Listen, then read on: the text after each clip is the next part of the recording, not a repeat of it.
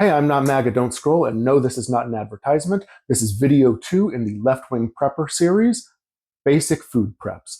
Now, when we're talking about short-term survival situations, which I define as 2 weeks to 2 years, and of course anything after 2 years is the apocalypse, society has collapsed, and you need to have a whole lot of infrastructure or stores in place for yourself. But in that 2 week to 2 year range, the absolute best bang for your buck is always going to be canned food for a variety of reasons. It is cheap, it is easily accessible and available. You can afford it on pretty much any budget to just start, supplying yourself with a little bit of food stores and canned foods. And if you know how to can yourself, which we'll cover canning in another video, I could literally make an entire series about it because it's literally an art form. Also a very economical option. These are some pickles from our garden last year. Love the spicy pickles there. So in a short-term situation, canned food is going to be the best option, specifically because most people do not have a readily available water supply and will be relying on stored water. Now, if you do have a consistent water supply, you can move on to things like freeze-dried foods.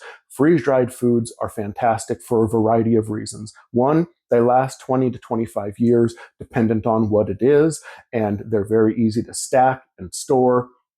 Don't require refrigeration or any special environmental conditions. They're just going to last a very long time. However, they require water.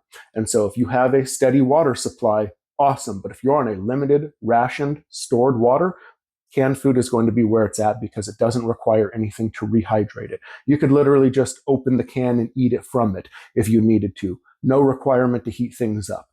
These, typically speaking, are going to require water and heat. And those are two additional resources that most people have in very limited supplies in short-term survival situations.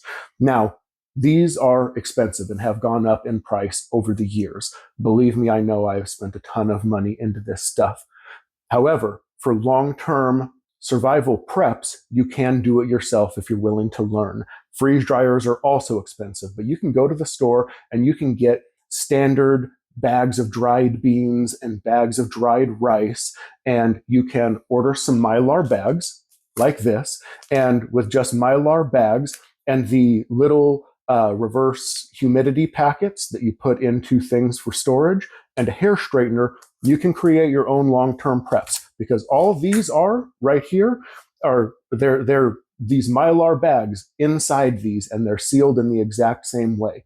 And so you can order these bags online, you can order the moisture removal packets online, and most people have hair straighteners. If not, they're cheap and affordable, and you can start manufacturing this process yourself and store things in black totes.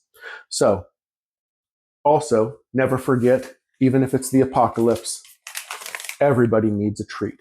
I'm a huge fan of these freeze-dried ice cream bars. They don't actually require water to be rehydrated. You can eat them like any other dehydrated candy. So we'll be covering things like MREs and high-density survival ration bars when we talk about bugging out. These are preps that are specific to bugging in, things that you're going to use when you're hunkering down in place. And obviously, bug out survival rations are going to be very different. You don't want anything that's going to require water, and you want the absolute highest bang for your buck. But again, we'll cover that on the bug out bag edition. And if there's anything that I missed, anything that you'd like me to elaborate on, please let me know in the comments. Any other videos that you'd like me to do and cover specific topics going down the road, again, let me know. And if you are so inclined and would like to see more, go ahead and follow for more.